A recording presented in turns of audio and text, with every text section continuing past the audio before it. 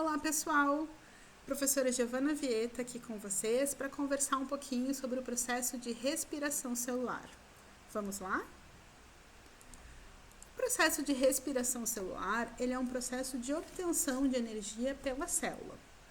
Ele pode acontecer por fermentação ou por respiração aeróbia. O processo de fermentação, ele é independente de oxigênio e ele gera a quebra parcial da glicose, formando apenas 2 ATPs. Ele acontece em organismos anaeróbios obrigatórios ou anaeróbios facultativos. A respiração aeróbia, por sua vez, ela já é dependente do oxigênio e ela vai gerar uma quebra completa da molécula de glicose, formando no final desse processo 38 ATPs. Essa figura, ela ilustra as etapas da respiração celular. A gente vai falar rapidamente de cada uma delas, contextualizando o assunto, e depois a gente entra nos pormenores. Então, a primeira etapa, mostrada, representada aqui pelo número 1, é o processo de glicólise. Na glicólise, a glicose sofre uma série de transformações químicas. Ao final desse processo, ela é convertida em 2 moléculas de piruvato. Nessas reações, ocorre a produção de ATP e o NAD+, é transformado, ele é convertido em NADH. A segunda etapa da respiração celular, que também está envolvida no final da glicólise e início do ciclo de Krebs, é a oxidação do piruvato. Cada piruvato da glicólise passa para a matriz mitocondrial. Lá, ele é convertido em uma molécula de 2 carbonos, que é ligada à acetilcoenzima A. E, no final desse processo, a gente vai ter a liberação de CO2 e NADH. O ciclo de Krebs, ou ciclo do ácido cítrico, acontece acetil-CoA, produzida na última etapa, combina-se com o oxalacetato, dando início à produção de ATP, NADH e FADH2. Por fim, a gente tem o processo de oxidação fosforilativa, onde o NADH e o FADH2, produzidos nas outras etapas, glicólise, oxidação de piruvato e no ciclo de Krebs, eles depositam seus elétrons na membrana, na cadeia transportadora de elétrons, retornando a forma NAD+, e FAD. À medida que esses elétrons descem por essa cadeia, é liberada energia que vai ser utilizada para bombear prótons para fora da matriz, formando um gradiente positivo de concentração. Os prótons voltam para a matriz por meio de uma enzima, ATP sintase, ou também conhecida como ATP sintetase, e produzem ATP. Ao final da cadeia transportadora de elétrons, o oxigênio ele recebe esses elétrons que estão aqui na cadeia e adquire prótons para formar uma molécula de água. Agora, gente, vamos falar de cada um desses processos com um pouquinho mais de detalhamento. Começando pela glicólise. Então, a via da glicólise é a via central do catabolismo da glicose, ou seja, da quebra de uma molécula de glicose.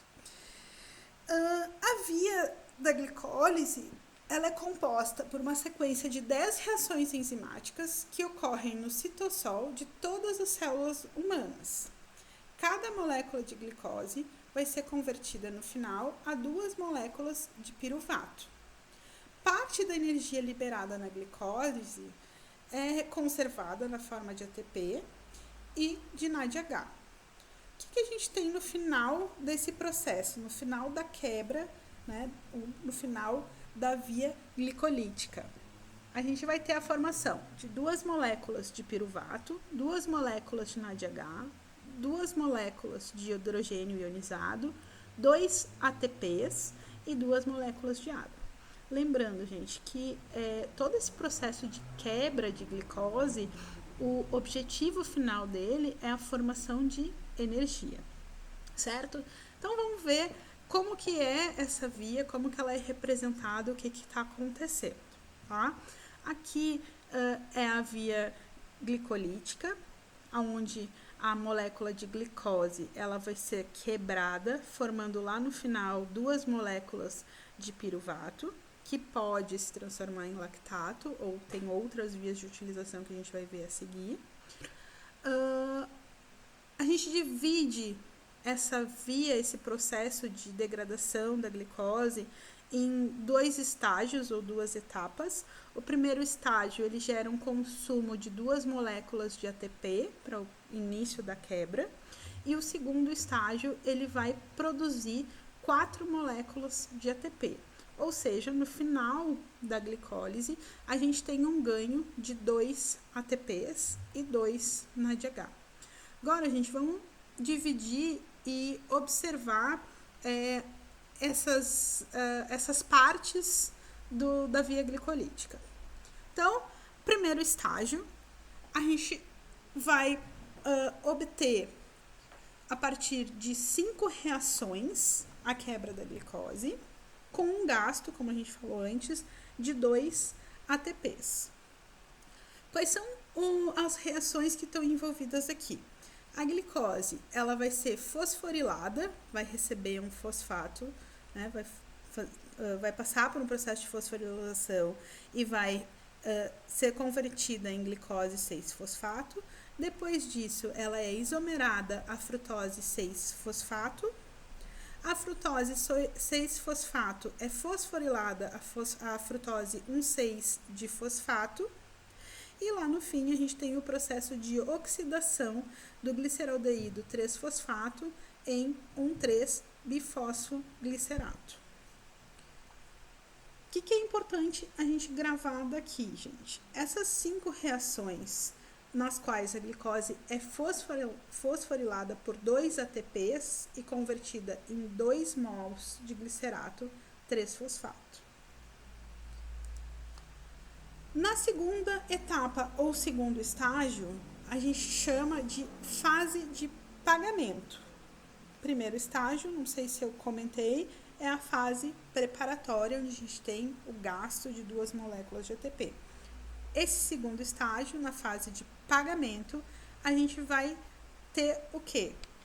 2 moléculas de gliceraldeído 3-fosfato são oxidadas pelo NAD+, e fosforiladas em reação que emprega fosfato inorgânico, resultando, no final, na produção de 4 moléculas de ATP. Como a gente paga 2 que foram gastas na primeira fase, a gente tem 2 moléculas de ATP lá no final, 2 NADH e 2 piruvatos sendo formados. Qual o destino desse piruvato? Como a gente comentou antes. O piruvato, que é formado na glicólise e de outras fontes também, ele pode ser utilizado em diferentes vias metabólicas, dependendo de diferentes fatores que o organismo esteja exposto e as necessidades momentâneas dos metabólitos-chave. Então, o piruvato, como a gente mostrou lá no início, ele pode se ligar a acetil-CoA e entrar no ciclo do ácido cítrico, ou seja, no ciclo de Krebs, e ser oxidado, né?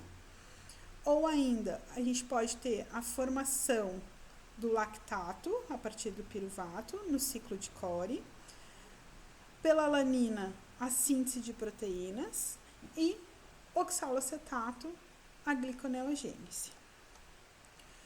A redução do piruvato em lactato, assim como a oxidação dele, é uma reação que ela acontece frequentemente nos nossos tecidos. Por quê, gente? Porque nos tecidos que funcionam em condições anaeróbicas, como por exemplo o músculo esquelético, quando a gente está fazendo uma atividade física muito vigorosa, o piruvato ele acaba sendo reduzido ao lactato para gerar novamente NAD+, o que permite a continuação da glicólise com baixa produção de ATP. Né? O músculo, naquele momento, ele precisa de uma geração de energia rápida, então eu acabo optando por uma via anaeróbica. A redução do piruvato a lactato, ela vai ser catalisada pela lactato desidrogenase, com o emprego do NADH como agente redutor. Tá? Então, o piruvato se liga a uma molécula com NADH e gera o lactato, liberando NAD+, lá como produto final. Entendido o processo de glicólise, a gente começa a falar sobre o nosso ciclo de Krebs, ou ciclo do ácido cítrico. A função principal do ciclo do ácido cítrico, do ciclo de Krebs, é a produção de energia para a célula, como todo esse processo que a gente está vendo de respiração celular. Então, o ciclo de Krebs, ele tem como função promover a degradação de produtos finais do metabolismo dos carboidratos, lipídios e de diversos aminoácidos em acetil-CoA, com liberação de CO2 e água e síntese de ATP. O que é importante a gente lembrar antes de ver o ciclo de Krebs em detalhes? Que os intermediários do ciclo de Krebs, eles também podem ser utilizados como precursores da biossíntese de aminoácidos e outras biomoléculas. Outra coisa que é importante a gente lembrar, a partir ou através do ciclo de Krebs, a energia proveniente das moléculas orgânicas da alimentação, ela vai ser transferida para moléculas carregadoras de energia, como o ATP, para ser utilizada nas atividades celulares. Esse é o nosso ciclo de Krebs. Né? É um dos pontos chaves aí de quando a gente está estudando bioquímica, que é bastante temeroso. Mas a gente tentou aqui nesse momento, eu tentei facilitar o entendimento para vocês. Tá? Então, eu dividi o ciclo de Krebs em 5 passos, os 5 blocos de transformação que eu vejo como importantes, tá? Então, vamos lá. Primeiro passo, sinalizei aqui para vocês como o número 1. Então, a gente vai ter lá a enzima citrato sintetase, catalisando a reação de transferência do grupo acetil, proveniente da acetil-CoA, que foi produzida lá no processo de oxidação do piruvato, tá? Para o ácido oxalacético, tá? Formando ácido cítrico ou citrato e liberando de volta essa coenzima A para voltar para a oxidação do piruvato. O nome do ciclo ele está relacionado com a formação do ácido cítrico e as diversas reações que acontecem em decorrência da formação dele. Então, vamos para o próximo passo. Passo 2, né? Ou grupo de passos número 2. Aqui, gente, eu sinalizei todos os passos que vão estar acontecendo entre a transformação do citrato em ácido cetoglutarico ou cetoglutarato, tá? Então, o que vai estar acontecendo aqui? A gente tem reações de oxidação e descarboxilação, descarboxila, que originam o ácido cetoglutárico ou o cetoglutarato. Durante esse processo, a gente vai ter liberação de CO2 e formação de NADH mais íon hidrogênio. No terceiro passo desse ciclo, ou no terceiro conjunto de passos desse ciclo, acontece o quê? O ácido cetoglutárico passa por reação de descarboxilação oxidativa, catalisada por um complexo enzimático, do qual fazem parte a coenzima A e o NAD+. Tá? Coenzima A e o NAD+, fazendo parte desse processo. Essas reações vão originar o ácido succínico ou succinato e a produção de NADH e uma molécula de GTP que vai estar produzindo ATP. O passo 4, o ácido succínico ou succinato é oxidado a fumarato ou ácido fumárico, cuja coenzima, a FAD, vai gerar FADH2, mais uma molécula de FADH2 sendo gerada. E aí a gente vai para o último passo, onde o fumarato ele é hidratado, ele recebe água. Lembra que lá no início aconteceu uma desidratação do citrato para a formação. E aqui a gente tem uma reidratação dessa molécula, formando o ácido málico ou o malato. E o malato, por fim, ele vai sofrer uma oxidação, formando o ácido oxalacético ou oxalocetato, permitindo que, gente, o reinício desse ciclo. Esse oxalocetato que foi formado aqui no final, ele vai se ligar novamente a esse metabólito, a acetil-CoA, e vai gerar novamente citrato, e esse ciclo ele vai continuar, certo? Assim, a gente tem a formação de energia pelo ciclo de Krebs.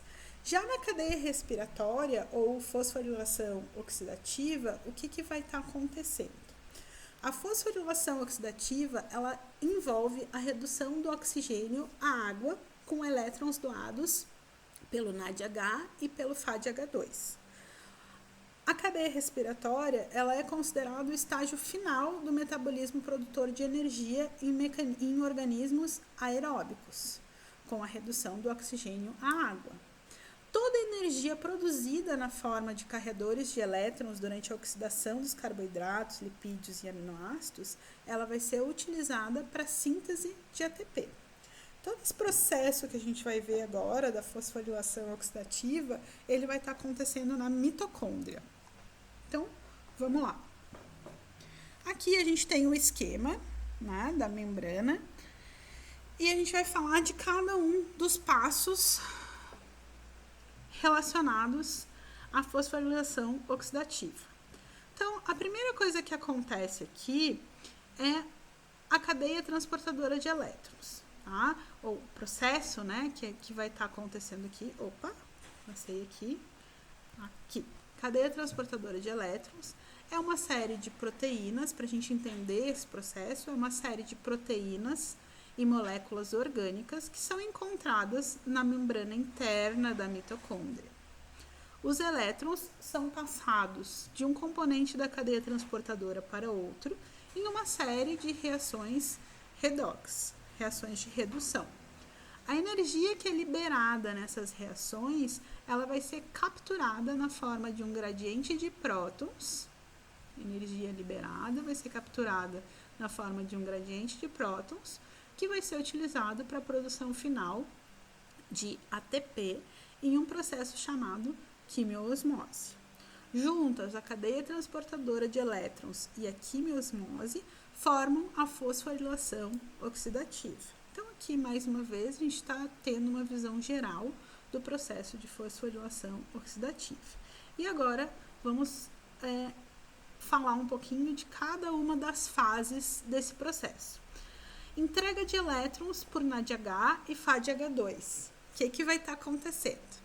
Os carreadores reduzidos, NADH e FADH2, das outras etapas da respiração celular, eles transferem os seus elétrons, eles fazem a transferência dos elétrons para as moléculas próximas, ao início da cadeia de transporte.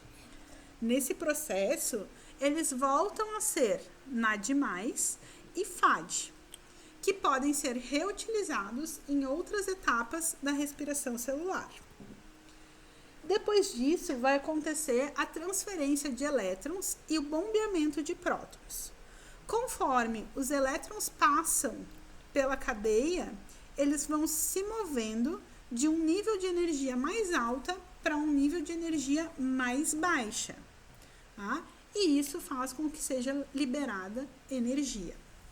Parte dessa energia, ela vai ser utilizada para bombear os íons hidrogênio, tirando eles lá da matriz celular e jogando eles para o espaço intramembranar. Esse bombeamento estabelece um gradiente eletroquímico positivo.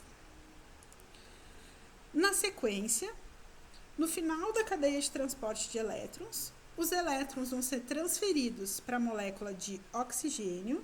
Então, esses elétrons que estavam aqui no início, né, que foram liberados na produção ou na transformação do NADH para o NAD+, e FADH2 para FAD, eles vão ser transferidos para as moléculas de oxigênio. Essas moléculas vão se juntar aos íons hidrogênios que voltaram para o meio intracelular e vão formar moléculas de água. Por fim, a gente tem a síntese de ATP causada em função do gradiente. Conforme esses íons eles fluem a favor do gradiente para a matriz, ou seja, eles retornam para a matriz, eles passam por uma enzima chamada ATP sintase ou ATP sintetase, que aproveita o fluxo de prótons para realizar a síntese de ATP. Dúvidas, pessoal? Deu para entender esse processo? Então, eu vou deixar aqui para vocês os meus contatos, né? Quem tiver com dúvida, quem precisar conversar ou quem quiser aprofundar um pouquinho mais conhecimento, pode entrar em contato comigo pelo próprio EVA, né? O Sistema de Ensino à Distância da Unisul, pelo meu e-mail, pode acompanhar o canal no YouTube da Dissertar Assessoria, que é onde a gente está liberando esses vídeos, né? Então, curtindo o canal, se inscrevendo no canal, vocês acabam recebendo a sinalização de novos vídeos e ainda podem acompanhar o nosso trabalho pelo dissertare.com.br. Tchau, gente, até a próxima.